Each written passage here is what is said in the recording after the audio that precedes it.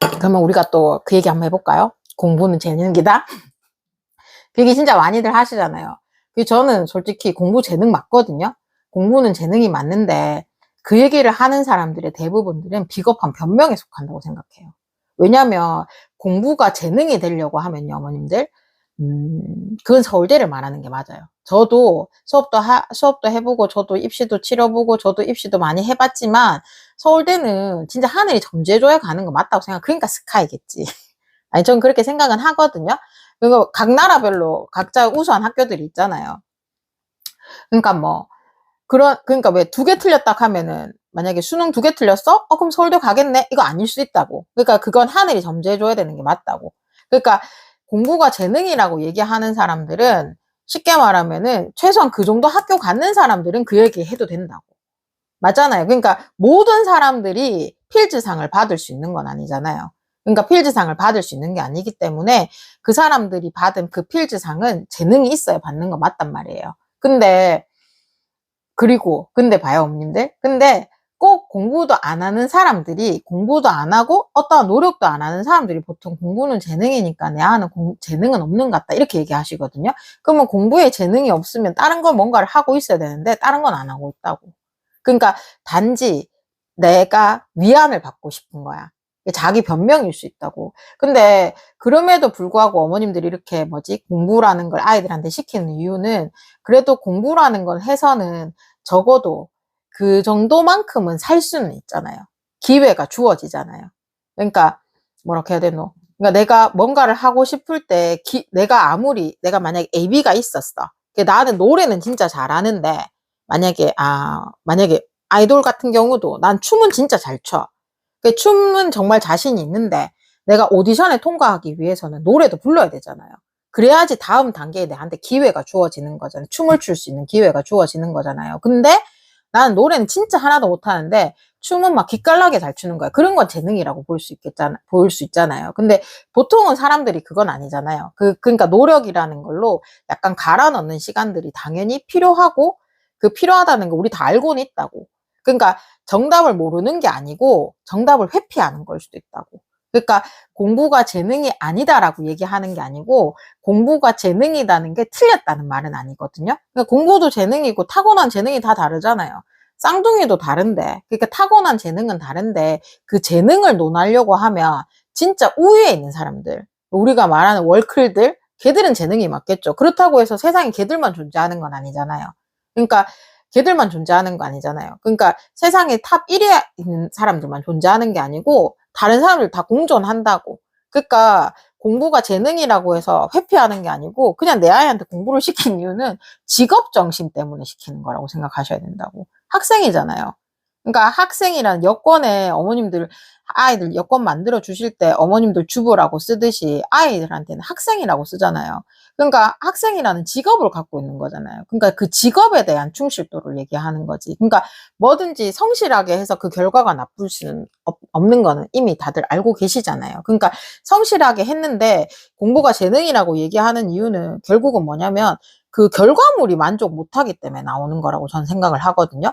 그게 맞잖아요. 그게 내가 공부를 했어. 그렇게 해서 시험을 쳤어. 그러니까 공부를 잘한다는 게 아니고 이거 말을 수정해야 돼. 내가 봤을 적에 쟤는 공부를 잘해가 아니고 쟤는 시험 성적이 좋아라고 말을 바꿔야 되는 거지.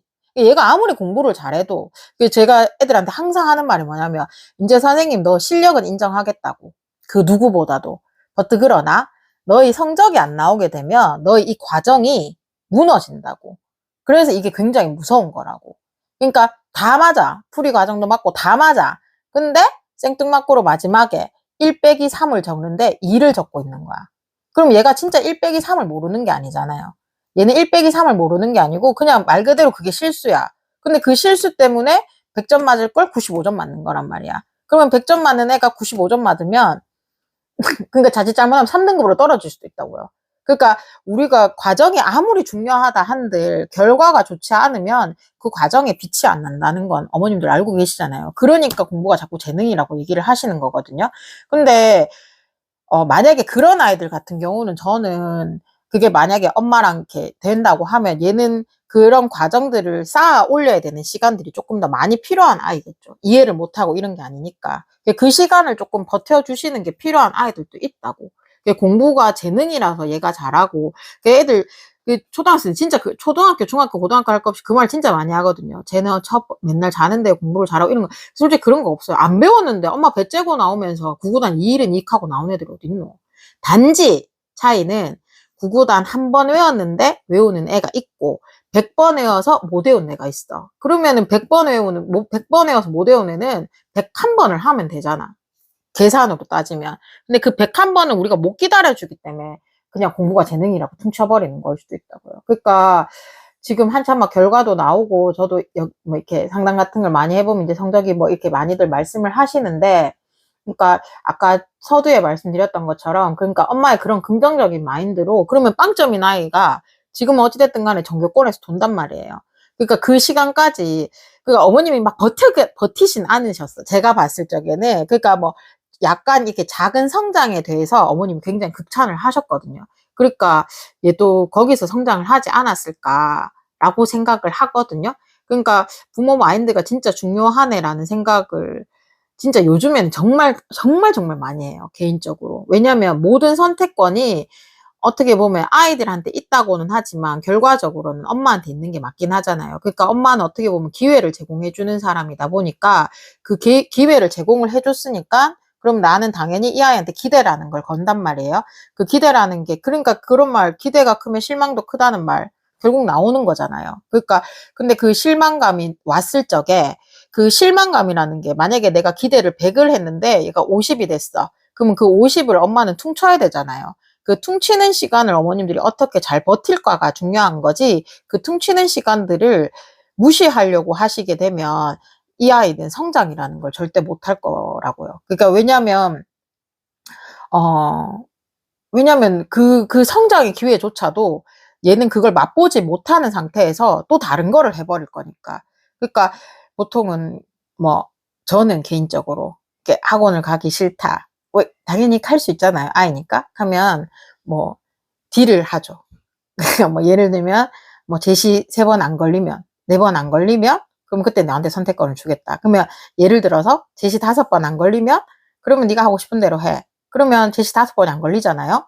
그러면 그냥 다녀요. 보통은 한 80%는. 근데 제시 5번 안 걸려서 진짜 안 가고 싶었다고 하면 얘는 그런 정신 마인드로는 어딜 옮겨도 또 한다고. 그러니까 그런 약간의 엄마들의 그 아이들과의 밀당이 좀 필요는 해요. 특히나 조금 나이가 어리면 조금 더 어릴수록. 그러니까 약간의 그런 성취감을 맛보면서 얘들이 자라나 주는 걸 저는 좋게 생각을 하거든요. 그러니까 뭐 몇 점이라서 상을 받고 몇 점이라서 이런 것도 중요하지만 그거보다는 약간의 성취감을 맛봐야지만 자존감이 생기게 돼 있어요. 특히 어린 아이들일수록 별거 아닌, 그러니까 스티커 찍고 하잖아요.